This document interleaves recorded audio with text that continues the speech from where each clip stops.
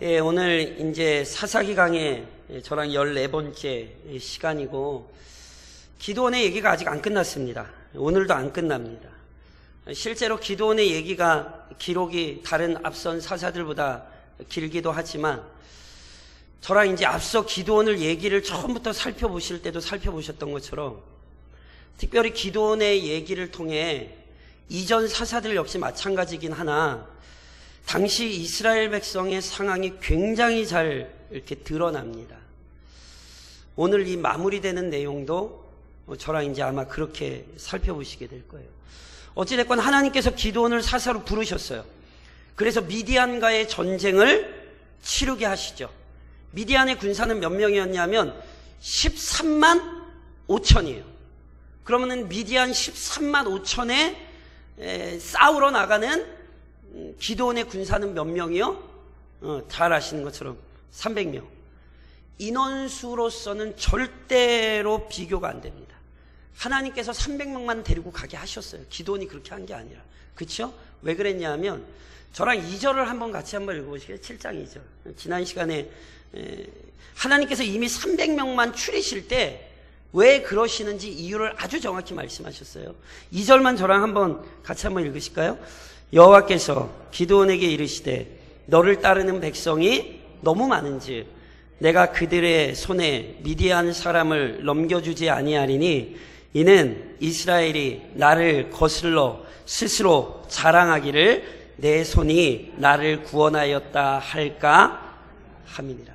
하나님이 왜 300명만 보내신다고요? 하나님이 입증해 내시는 거예요. 이 싸움이 너네가 싸우는 싸움이 아니라 내가 하는 싸움이다. 이 전쟁이 이스라엘의 손에 달린 게 아니라 하나님 손에 달린 거라니까요. 이미 기드온을 부르실 때부터 하나님 말씀하셨어요. 기드온에게 찾아오셔가지고 하신 첫 말씀이 뭐예요? 그 포도주 틀에서 숨어가지고 타작하고 있는 기드온에게 오셔가지고 큰 용사요. 여호와께서 너와 함께 계시도다. 우리 말이 번역 어순이 틀렸다니까요. 이게 어쩔 수 없이 이렇게 된 거예요. 원문은 그렇게 기록이 안 돼 있어요. 원문은 거꾸로 하셔야 돼요. 여호와께서 함께 하시니 큰 용사가 되라. 우리나라 사람들은 하도 큰 용사에 관심이 많아가지고 어떻게 해서든지 큰 놈 좋아하다 보니까 이게 앞으로 툭 튀어나왔는데 그런 의미가 아니라니까요. 원문의 의미는 여호와께서 함께 하시면 큰 용사가 되는 거예요. 그래서 실제로 그 일이 일어나잖아요. 지난 시간에 이미 설명드렸듯이 300명은 적진에 들어가서 싸우지 않았어요. 저랑 뭘 살펴보셨죠? 항아리 깨고 횃불 들고 나팔 불고 소리 질렀어요. 그래서 뭐라고 질렀어요? 여호와와 기드온의 칼이요. 이 말도 우리 말로는 이렇게밖에 번역이 안 된 거예요. 정확히 번역하면 칼이요. 여호와를 위하고 기드온을 위하라. 칼을 향하여 명령했어요. 이스라엘 백성이 칼이 어디 있어요? 놀라운 사실은 뭔지 아세요? 22절 7장 22절. 칼이 어디 있어요? 이 사람들 칼도 하나도 안 들고 갔는데. 근데 칼을 향하여 명령했죠. 그때 어떤 일이 일어나죠? 22절 같이 읽겠습니다. 300명이 나팔을 불 때에 여호와께서 그 온 진영에서 친구끼리 칼로 치게 하심으로 적군이 도망하여 스레라의 벳시다에 이르고 또 답밭에 가까운 아벨무홀라의 경계에 이르렀습니다. 이스라엘 백성이 칼을 언제 가져왔어요? 300명이 항아리랑 횃불이랑 나팔이랑 그리고 그거 막 난리치면서 소리밖에 안 질렀어요. 뭐라고? 칼이요. 여호와를 위하여 사용되고 기드온을 위하여 사용되라. 300명은 싸우러 간 게 아니라 증인으로 간 거예요. 무슨 증인이요?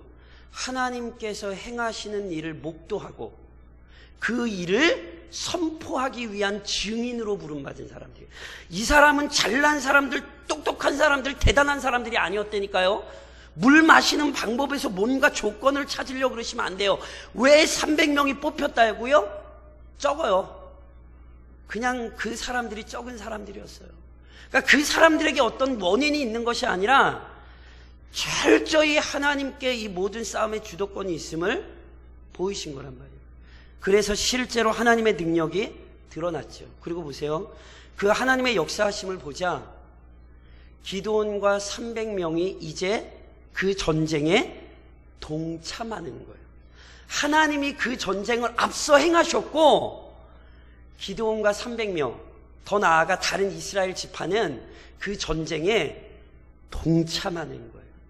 하나님께서 열심히 싸우시는 것에 이제 같이 참여하는 것뿐이라고요. 그래서 실제로 이스라엘이 기드온을 치는 일들이 일어나요. 오늘 저랑 아까 읽으신 이제 24절로 25절은 무슨 얘기냐면요, 미디안 사람들이 자기끼리 막 싸우다가 혼비백산해서 살아야 되잖아요. 도망가는 거예요. 근데 도망갈 때 어찌됐건 이스라엘 경내를 벗어나는 건 요단강을 넘어가야 된다니까요. 저랑 여호수아 하실 때 하셨죠. 요단강을 넘어서면 그때부터 진짜 가나안 땅이에요. 그러니까 이스라엘 지경을 벗어난다는 건 다시 말해서 요단강을 벗어나 도망을 쳐야 되는 거예요. 그래서 이 사람들이 어디로 가냐면 요단강 나루터로 가는 거예요. 왜요? 요단강에서 강 건너편으로 도망가려고. 기드온이 이걸 알고 있으니까 그 지역에 있는 에브라임 지파에게 사람을 빨리 보내요. 그래서 어떻게 해요? 야, 지금 미디안 도망치고 있으니까 니네 빨리 미디안 사람들 처치해라. 에브라임이 이 요청에 따라 실제로 군사를 이끌고 나와서 도망치는 미디안 사람들을 잡는 거예요. 그래서 오렙과 스엡, 그러니까 미디안의 아주 중요한 우두머리들 두 사람을 사로잡아서 죽여요. 오렙은 오렙바위에서, 스엡은 스엡 포도주 틀에서. 이게 무슨 얘기냐면 바위 이름이 스엡 바위가 아니에요. 바위 이름이 오렙바위가 아니고 포도주 틀 이름이 스엡 포도주 틀이 아니에요. 이게 무슨 얘기냐면 이 사람들을 죽인 그 사건이 이름이 되는 거예요. 다시 얘기하면 이것이 얼마나 중요한 사건이었는지가 확인되는 거예요. 예를 들면 백마고지, 그럼 다 아시잖아요. 그렇죠? 거기서 얼마나 치열한 전투가 있었는지 사람들이 그걸 떠올리잖아요. 마찬가지예요. 지금 이스라엘 백성들이 야, 맞아, 거기서 우리가 오렙을 잡아 죽였고 거기서 우리가 스엡을 잡아 죽였어. 역사적인 사건을 지금 기억시키는 거예요. 그런데 특별히 이 장소도 참 재밌어요. 오렙은 어디서 죽였대요? 바위에서 죽이고 스엡은 포도주 틀에서 죽였대요. 근데 사사기에서 기드온 이야기에서 포도주 틀 하면 뭐 생각나는 거 없으세요? 기드온이 처음에 포도주 틀에서 숨어가지고 타작하고 있었잖아요. 이스라엘에게 포도주 틀은 어떤 곳이냐면 숨어서 타작하던 곳이에요. 근데 그 숨어서 타작하던 곳에 누가 찾아오셨어요? 여호와의 사자가 찾아오셨고 승리를 약속하셨죠. 그랬더니 진짜로 그 포도주 틀에서 약속하신 대로 됐어요, 안 됐어요? 됐지요. 반석 생각나세요? 여호와의 사자에게 기드온이 제가 예물을 좀 가져올 테니까 잠깐만 여기 계세요. 그랬더니 뭐라 그러죠? 야, 너 하고 싶은 데를 다 해. 내가 너 올 때까지 절대로 안 가고 여기서 기다릴게. 그래서 기드온이 가져온 예물을 반석, 바위에서 받아주셨죠. 그러니까 이 지명이 지금 다 이유가 있는 거예요.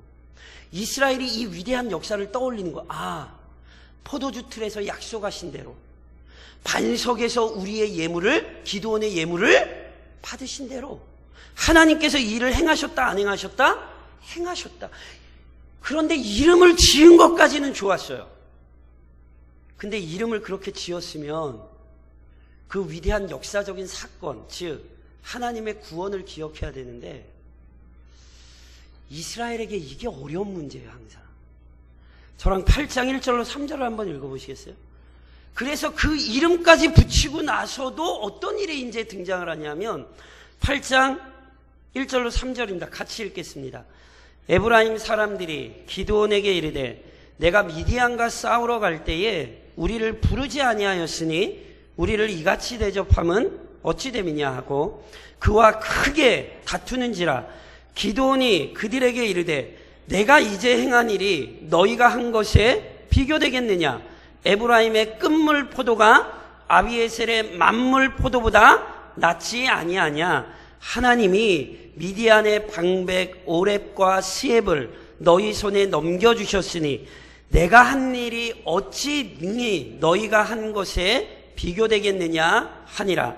기드온이 이 말을 하매 그때에 그들의 노여움이 풀리니라.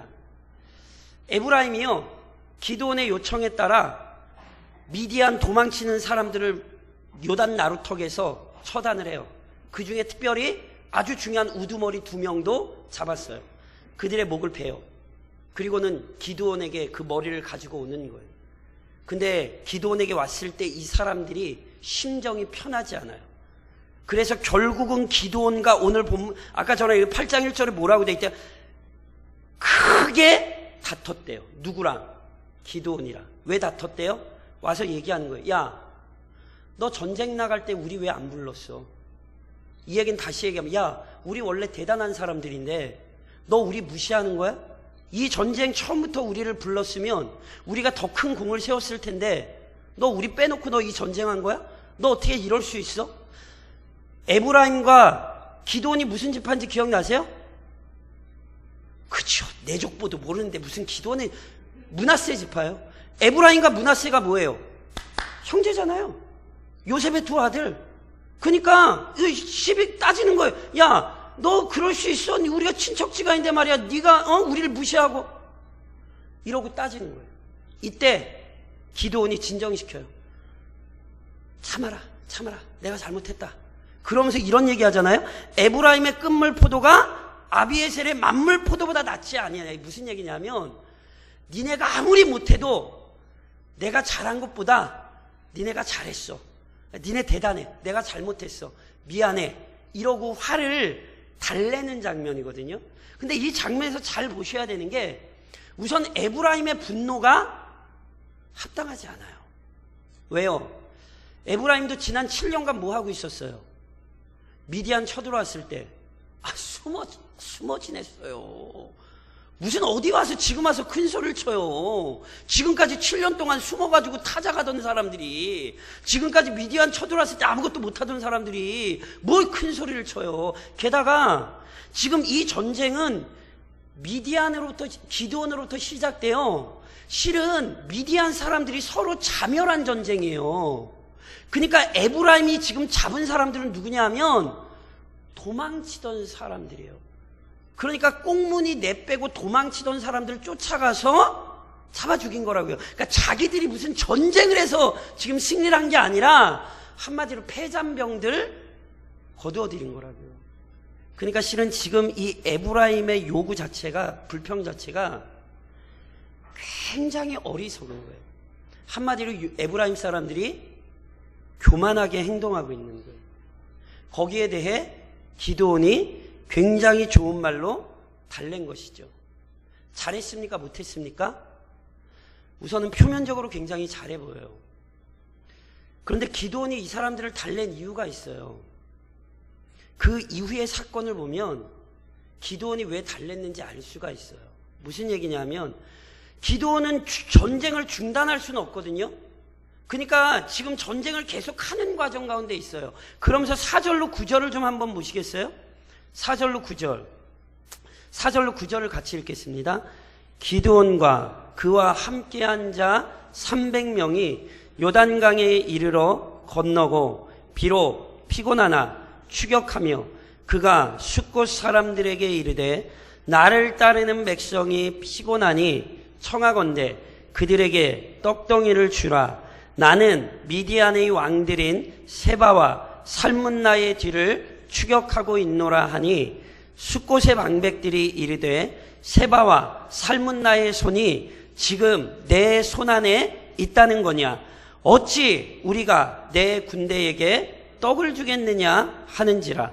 기드온이 이르되 그러면 여호와께서 세바와 살문나를 내 손에 넘겨주신 후에 내가 들가시와 찔레로 너희 살을 찢으리라 하고 거기서 분우엘로 올라가서 그들에게도 그같이 구한즉 분우엘 사람들의 대답도 숫곳 사람들의 대답과 같은지라. 기드온이 또 분우엘 사람들에게 말하여 이르되 내가 평안히 돌아올 때에 이 망대를 헐리라 하니라. 자, 저를 좀 보세요.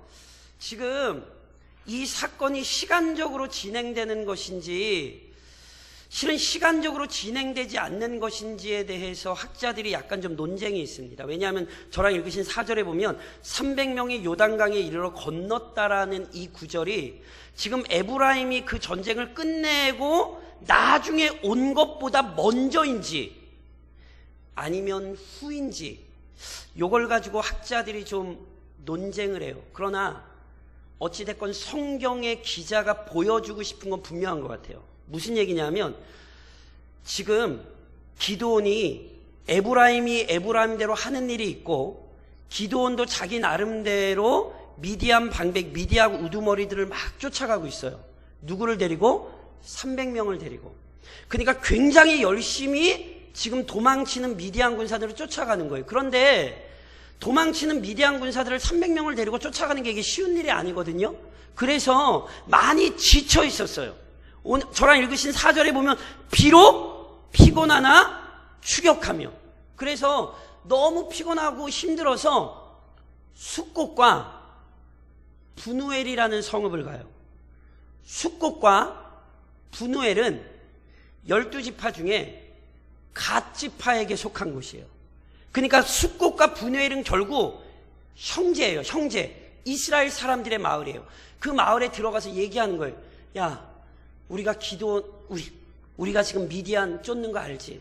우리 너무 피곤하니까 우리 먹을 것 좀 줘.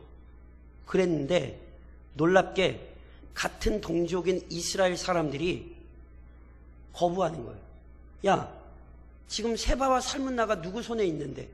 무슨 얘기입니까? 야, 아직 세바와 살문나 안 죽었어. 그 사람들이 언제 다시 쳐들어올지 모르는 상황이에요. 왜냐하면 세바와 살문나가 도망은 가고 있지만 몇 명이 남은 줄 아세요? 15,000이 남았어요. 15,000. 기드온의 군사는 몇 명이라고요? 300명. 몇 배요? 50배요, 50배. 아직 압도적으로 기드온의 군사가 적어요. 그러니까 미디안이 도망쳤다가 다시 세력을 회복해서 언제 다시 이스라엘을 쳐들어올지 몰라요. 그렇게 되면 보세요. 숫곳이나 분우엘 사람들이 기드온을 도와줬는데 나중에 미디안이 다시 쳐들어와 봐요. 그럼 누구부터 잡아 죽치겠어요? 기드온을 도와준 성읍부터 가만히 안 내버려둘 거 아니에요. 그러니까 실은 숫곳과 분우엘 사람들의 입장에서는 이게 쉽게 기드온을 돕기가 굉장히 좀 애매모호한 거예요. 그런데 이게 당연히 기드온의 입장에서는 마음의 상처를 받겠습니까? 안 받겠습니까? 상처를 받는 정도가 아니죠. 기드온이 뭐라고 얘기해요? 세바와 살문나를 내 손에 넘겨주신 후에 내가 들가시와 찔레로 너희 살을 찢으리라. 여기 찢는다는 단어가 원래 타작한다는 단어. 그러니까 무슨 얘기냐면 저희 말에 진짜 작사를 낸다 그러잖아요. 저희도 왜 타작한다고 실제로 표현하잖아요. 이게 지금 그 얘기하는 거예요. 내가 너희 가만히 안 내버린다. 게다가 분우엘 사람들을 향하여 뭐라고 얘기해요? 내가 평안히 돌아올 때에 이 망대를 헐리라. 보세요. 지금 무슨 장면이 지금 계속 펼쳐지고 있냐면 이스라엘이 누구와 싸우고 있죠? 이스라엘이 지금 누구와 싸워요? 미디안과 싸우잖아요. 그렇죠? 그 미디안을 이기고 있어요? 지고 있어요? 미디안에게 이기고 있습니까? 지고 있습니까? 이기고 있죠. 근데 이게 이기는 게 아닌 것 같아요. 왜냐하면 미디안은 이기고 있는데 싸움이 계속 나요. 에브라임이 갑자기 와서 기드온에게 시비를 걸어요. 기드온은 당연히 자기 동족 이스라엘, 그것도 갓지파에게 속한 숫곳과 분우엘에 가서 야, 우리 너무 힘들어. 우리 저 적들을 물리치는데 야, 우리 좀 도와줘. 그랬더니 뭐래요? 숫곳과 분우엘은 싫은데? 우리가 왜 니네를 도와야 되는데? 굉장히 재밌어요. 분명히 싸움을 이겨가고 있는데 싸움이 안 끝나요. 그래서 진짜 재밌는 건 뭔지 아세요? 미디안에 대한 싸움은 끝나요. 저랑 10절로 12절을 읽으시겠어요? 10절로 12절을 같이 읽겠습니다. 이때에 세바와 살문나가 갈골에 있는데 동방 사람의 모든 군대 중에 칼든 자 12만 명이 죽었고 그 남은 15,000명가량은 그들을 따라와서 거기에 있더라. 적군이 안심하고 있는 중에 기드온이 노바와 욕부하 동쪽 장막에 거주하는 자의 길로 올라가서 그 적진을 치니 세바와 살문나가 도망하는지라. 기드온이 그들의 뒤를 추격하여 미디안의 두 왕 세바와 살문나를 사로잡고 그 온 진영을 격파하니라. 기드온이 숫꽃과 분우엘이 자신들을 박대했지만 이 싸움을 멈출 수는 없어요. 왜냐하면 조금 뒤에 나오겠습니다만 이 전쟁의 양상이 지금 변하고 있는 것을 성경의 기자가 보여줘요. 아까 말씀드렸죠. 기드온이 미디안은 이기고 있어요. 근데 싸움이 어디에서부터 튀어나오냐 하면 이스라엘 안에서 지금 튀어나와요. 오히려 그 싸움에 전쟁했던 에브라임이 와서 시비를 걸고 있고 숫꽃과 분우엘 사람들이 기드온의 싸움을 오히려 방해를 하고 있어요. 그런데도 기드온은 악착같이 이 싸움을 해요. 그래서 실제로 아까 말씀드렸잖아요. 미디안은 15,000원이나 되고 쫓는 기드온은 여전히 300명밖에 안 돼요. 그래서 적들이 안심하고 있는 중에 세바와 살문나가 어느 정도 도망가다가 이제는 더 이상 우리가 당할 일이 없겠지 안심하고 있었어요. 그때 기드온이 적진을 치는 거예요. 그래서 세바와 살문나를 사로잡아요. 왜 사로잡는지 아세요? 그 밑에 보면 왜 사로잡는지가 나와요. 13절로 17절을 보시겠어요? 원래는 죽이면 돼요. 근데 안 죽여요. 얘들을 데리고 와요. 왜요? 13절로 17절 같이 읽습니다.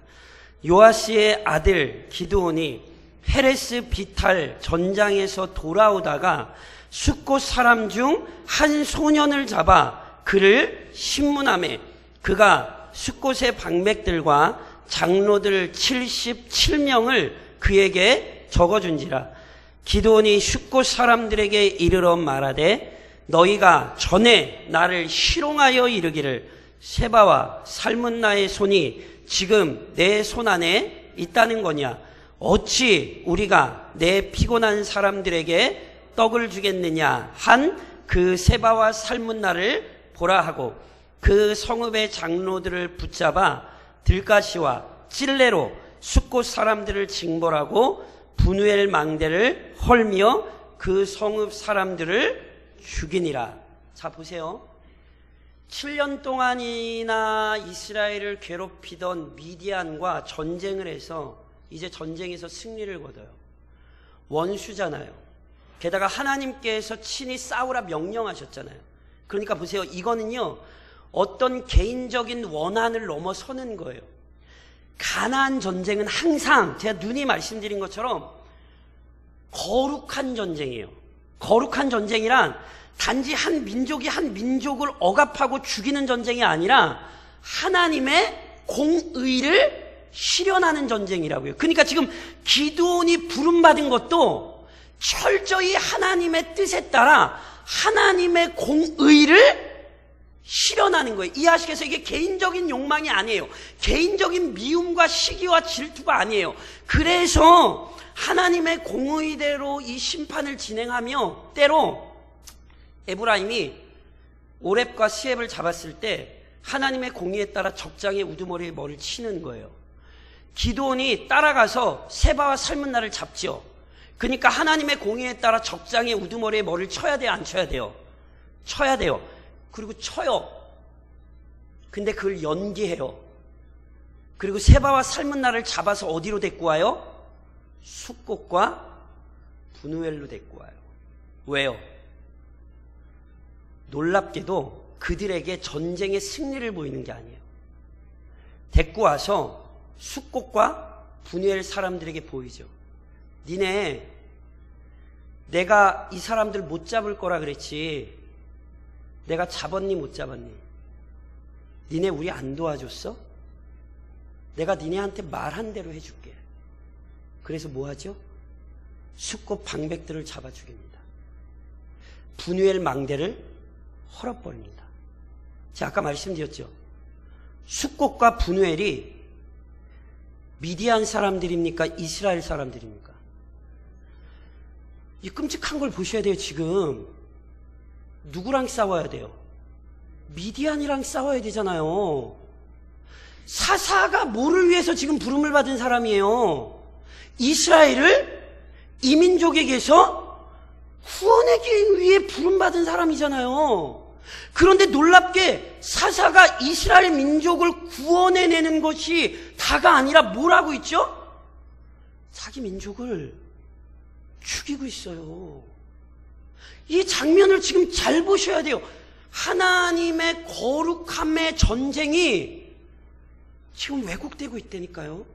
근데 문제는 뭐냐면 이 사실을 이미 경고한 사람이 있어요.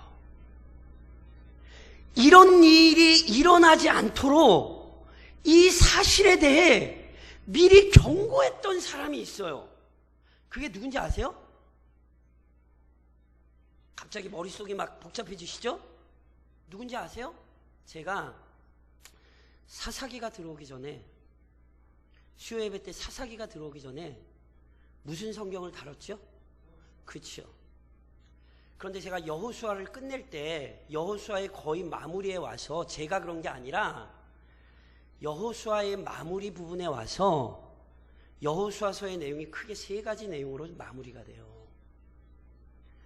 도피성, 그 다음에 요단 동편과 요단 서표 지판의 문제, 그리고 여호수아가 23장 마무리장에서 하나님의 언약 백성인 것, 그 언약을 잊지 않도록 설교하는 내용들로 마무리가 돼요.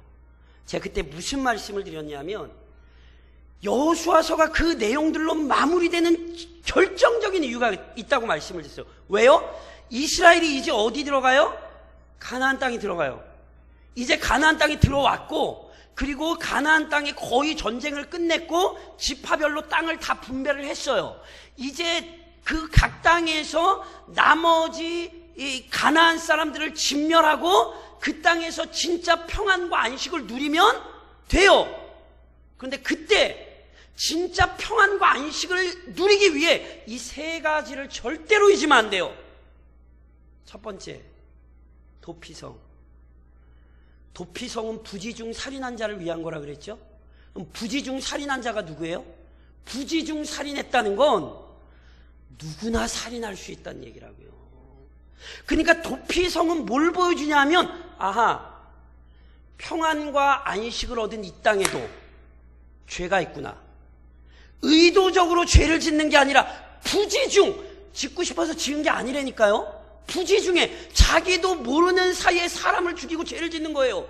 거기서 누가 벗어날 수 있어요? 아무도 벗어날 수 없다니까요. 그러니까 도피성이 뭘 보여주냐면, 약속의 땅에 들어와 있으나 우리가 어느 누구도 죄를 떠나서 살 수 없구나. 우리는 죄인이다. 이걸 도피성이 기억을 시키는 거니까, 안식의 땅에서 안식을 누리려면 항상 뭘 기억해야 되냐면, 우리는 절대로 죄를 떠나 살 수 없어. 우리는 언제나 연약한 사람들이야. 그리고 마지막 두 편의 설교를 통해 뭘 떠올린다고요? 언약. 하나님의 언약을 절대로 떠나 살면 안 된다. 언약의 주인이신 하나님께 순종해야 된다. 이걸 여호수아가 마지막으로 유언과 같이 설교를 한다고요. 그러니까 항상 기억해야 돼요. 뭐요? 우리는 언약 백성이다. 우리는 언약 백성이다. 우리는 언약을 떠나면 안 된다. 우리는 하나님의 말씀에 순종해야 된다. 이걸 기억하면 살아야 된다고요. 그리고 가운데 뭐가 있었다고요? 이스라엘 백성이 가나안 땅을 차지할 때, 가나안 땅에 들어오기 전에 모세 아래서 요단 동편, 즉 요단강을 넘어오기 전에 땅을 받은 적들이 있어요. 루벤, 갓, 므낫세 중에 반이 땅을 받았어요.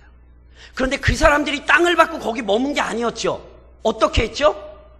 모세의 명령한 대로 이스라엘 백성이 가나안 땅을 얻기까지 형제들을 앞서 그 모든 싸움을 싸웠어요. 그리고 나서 여호수아 때 이제 그 전쟁이 끝나죠. 어떻게 해요? 다시 돌아가는 거예요. 자기들 땅으로. 근데 자기들 땅으로 돌아갈 때 가만히 생각을 해보니까 강이 가로막고 있거든요. 그러니까 갑자기 이런 생각이 드는 거예요. 아니, 우리도 같이 언약 백성이고 우리도 같이 하나님의 백성인데 이 강 때문에 저쪽 강 이쪽에 있는 사람들이 야, 너희는 그 강 밖에 저쪽에 있는 사람들이잖아. 너희는 우리랑 형제 아니야. 이거 나중에 행여라도 이럴까봐 요단강에 건너가기 전에 뭘 쌓아요? 단을 쌓아요. 그 얘기를 요단강 넘어온 사람들이 다 듣죠. 그래서 뭐에 흥분해요. 야, 이거 큰일 났다. 우리 우상 숭배하면 안 되는데 저놈들이 단을 쌓아? 그래서 군대를 소집하여 진짜 착사를 내려고 쫓아오죠.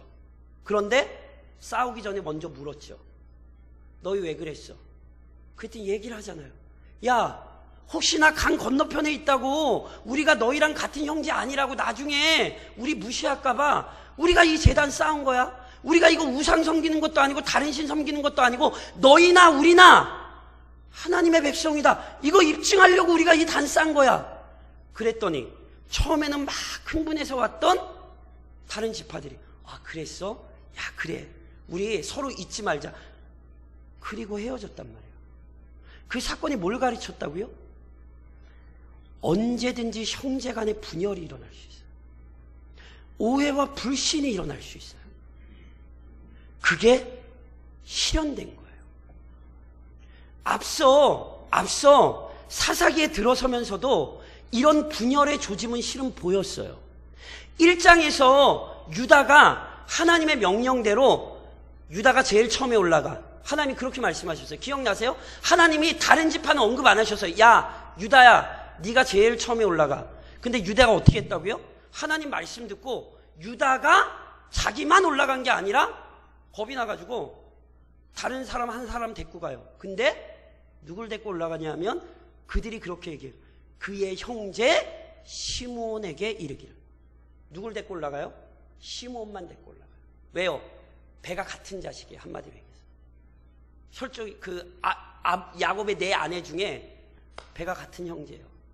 그러니까 보세요. 이미 이스라엘 사이에 분열의 조짐이 있어요. 드보라가 싸울 때에 어떤 지파는 나오고 어떤 지파는 안 나왔죠. 드보라가 그것에 대해 하나님의 심판의 말씀을 선언했죠. 이런 조짐들이 이미 보이고 있었단 말이에요. 그런데 이게 지금 기드온 사건에서 확 드러나는 거예요. 뭐 하고 있는 거예요? 분열하고 있는 거예요. 그리고 실제로 기드온이 에브라임을 선대에서 보낸 이유는 에브라임은 세요. 숫꽃과 분우엘은 작은 성읍이에요. 그러니까 자기 손에 알아서 해결할 수 있어요. 그런데 에브라임은 요셉의 아들이 몇 명이죠? 예, 2명이죠. 자, 제가 기억을 떠올리셔야 돼요. 이게 굉장히 중요한 일이에요. 아브라함의 장자권이 누구에게 이어져요? 이삭에게 이어지죠? 이삭에게 주신 장자권이 누구에게 이어져요? 야곱에게 이어지죠? 야곱에게 주신 장자권이 누구에게 이어져요? 예, 요셉에게 이어집니다. 요셉에게 주신 장자의 권한이 누구에게 이어져요? 에브라임에게 이어지죠. 야곱이 죽을 때 장면 생각 안 나세요? 요셉이 자기 두 아들 데리고 아버지 야곱에게 가죠. 왜요? 기도받아야죠. 장자의 권한이 이어져야죠. 그런데 아버지 야곱이 장자가 므낫세임에도 불구하고 오른손을 누구 머리에 얹었어요? 에브라임 손에 얹었죠. 그래서 이후 에브라임이 가장 큰 지파 중에 하나예요. 나중에 남유다와 북이스라엘이 나눠질 때도 남유다는 유다와 베냐민 두 지파고요. 나머지 10지파가 북이스라엘인데 그 중에 핵심이 누구냐면 에브라임이에요. 그래서 제가 말씀드렸잖아요. 선지서 보시면 너 에브라임아 이러면 북이스라엘을 얘기하는 거예요. 사마리아, 에브라임 이러면 북이스라엘 얘기하는 거예요. 그러니까 에브라임은 세요. 그러니까 기드온이 마음대로 할 수 있어요? 없어요? 없어요. 좋은 말로 했던 건 기드온이 힘이 안 돼서 실은 어쩔 수 없이 참은 거예요. 지혜가 아니라 정확히 말씀드리면 잔꾀를 부린 거예요. 그러니까 이게 지금 뭘 보여주는지를 이해를 하셔야 된다니까요. 교회가 누구와 싸워야 돼요? 교회가 도대체 누구와 싸워야 되냐 말이에요. 교회는 이 시대에 악한 사단의 역사가 싸워야 되는 거예요. 교회는 철저히 하나님의 영광을 위하여 헌신하되, 교회는 철저히 악한 사단의 역사를 대적하여 싸워야 하고, 악한 자들과의 영적인 전쟁에서 승리를 거둬야 돼요. 그런데 항상 교회 안에 발생하는 문제는 오해와 불신이에요. 파당이에요. 편 짓는 것이고 당 짓는 거예요. 그런 오해가 항상 교회 안에 발생해요. 그래서 심지어 어떤 일까지 일어나냐 하면, 마치 기드온이 숫곳과 분이엘 사람들을 처단하는 거죠. 하나님께서 한 몸으로 부르신 그리스도인들을, 하나님께서 한 몸으로 부르신 형제를 스스로 처단하려 하는, 이것이 눈이 말씀드리잖아요. 이것이 교회의 얘기라는 사실을 이해하셔야 돼요. 제가 이미 이런 말씀 드렸던 거 기억하세요?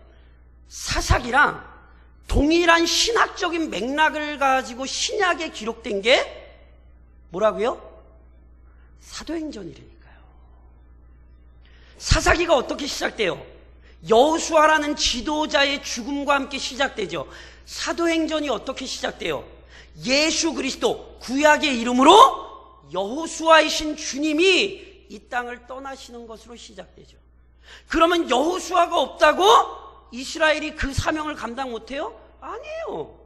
여호수아는 죽었으나 사사기가 어떻게 시작돼요? 하나님께서 여호수아가 죽은 후에 이스라엘에게 말씀하시잖아요. 여호수아가 없는 것이지 교회를 이끄시는, 이스라엘을 이끄시는 하나님이 부재하신 게 아니라니까요. 예수님이 부활하고 승천하셨죠. 그럼 예수님이 더 이상 이 땅에 안 계시니까 예수님의 뜻이 안 이루어져요? 아니에요. 그분이 누굴 보내세요? 오순절 보혜사 성령을 보내시죠. 여전히 교회를 누가 다스려요? 우리 주님이 그의 성령으로 통치하고 다스리시는 거예요. 동일한 신학적 정황이에요. 그런데 사사기는 부정적인 면들이 강조되어 있고, 사도행전은 긍정적인 면들이 조금 강조가 되어 있을 뿐이에요. 저랑 지지난주인가 언젠가 사도행전 하실 때 사도행전 6장을 살펴보셨어요. 오예배 때. 그때 놀랍게 외부의 박해로 막 교회가 오히려 성령의 외부에서 막 박해가 일어나도 교회가 뭐 하죠? 성령의 역사가 막 충만하게 일어나서, 심지어 어떤 일까지 일어나냐면 제사장들까지, 그러니까 가장 유대교의 핵심 인물인 제사장들까지 교회 안으로 회심하여 들어오는 역사가 일어나요. 그런데 그때 어떤 일이 일어나요?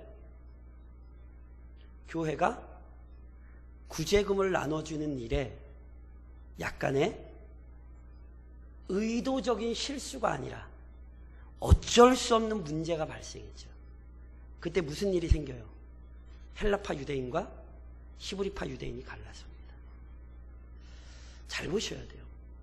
사사기의 역사는 교회의 역사예요. 사도행전의 역사는 교회의 역사예요. 교회를 항상 혼란스럽게 하는 분열의 문제가 있어요. 그런데 사사기는요, 그게 잘 정리가 되지 않는 모습을 보인다면 사도행전은 어떻게 정리되는지를 우리에게 설명을 해줘요. 그래서 그 문제가 불거졌을 때 어떻게 했어요? 사도들이 교인들을 모았죠. 그래서 그 문제를 이야기하고 어떻게 했죠? 사도들은 말씀 전하는 일과 기도하는 일에 전무하고, 그 일을 행하기 위하여 뭐 하죠? 7 사람을 택하여 그들에게 맡기죠. 그랬더니 교회가 뭐 했대요? 기뻐했대요. 사도들이 사도들의 일을 잘 감당할 수 있었고, 교회도 교회의 일을 잘 감당할 수, 다른 직분자들이 교회 일을 감당함으로 교회의 모든 일이 잘 이루어질 수 있었어요. 뭘 얘기하는 줄 아시겠어요? 왜 교회 안에 나와 생각이 다른 사람이 없겠어요? 왜 교회 안에 나랑 뜻이 다른 사람이 없겠어요? 그건 정상적인 거예요. 우리는 모두 생각이 똑같지도 않고, 우리는 모두 욕망이 똑같지도 않아요. 문제는 진리가 아니라면 그것은 끌어안고 이해해야 될 부분이에요. 오늘 나온 논쟁은 진리가 하나도 없어요. 이건 다 무슨 싸움이었냐면 자존심의 싸움이었어요. 오늘 이 싸움을 하셔야 돼요. 지난 60여 년간의 교회의 역사가 어떤지를 잘 돌아보세요. 그게 진리의 싸움이었을까요? 분명히 진리의 싸움도 있었겠죠.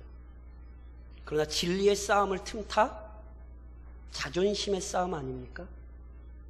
에브라임처럼, 야, 내가 어떤 사람인데, 야, 내가 얼마나 대단한 사람인데, 너 나 몰라? 자존심 싸움이라니까. 숫꽃과 분해엘처럼 자기들은 빠지는 거예요. 네가 알아서 해. 너 잘났잖아. 나는 그냥 안 할게. 교회는 그렇게 되면 안 되는 거예요. 그래서 사도행전을 같이 보셔야 되는 거예요. 어떻게 해요? 바른 뜻이 있다면, 말씀의 권위와 말씀의 질서가 있다면 거기에 맞춰야 되는 거예요. 내 생각과 내 욕심을 버리셔야 돼요. 그러지 않으면 가나안 땅에서 평화롭지 못해요. 예수를 믿으나 안식을 얻을 수 없어요. 교회는 참 복된 공동체이나 오히려 혼란스러워질 거예요. 아직 이 얘기 끝나지 않았어요. 기드온이 왜 이럴 수밖에 없었는지, 게다가 기드온이 무슨 오점을 남기는지 우리가 살펴봐야 돼요. 그리고 우리의 심령을 뒤집어야 돼요. 이 문제에서 누구도 자유롭지 못합니다. 손가락을 향하여 다른 사람 가르치지 마십시오. 누누이 말씀드린 것처럼 신앙은 책임을 지는 것입니다. 내게 맡겨주신 책임의 자리를 지키는 것이지, 다른 사람에게 책임을 떠넘기고 자기는 그 책임을 지지 않는 사람처럼, 아니요. 그것은 절대로 하나님의 뜻이 아닙니다. 그러니 사사기의 역사를 기억하시며 다시 성경의 권위와 질서 안으로 들어오셔야 되는 거예요.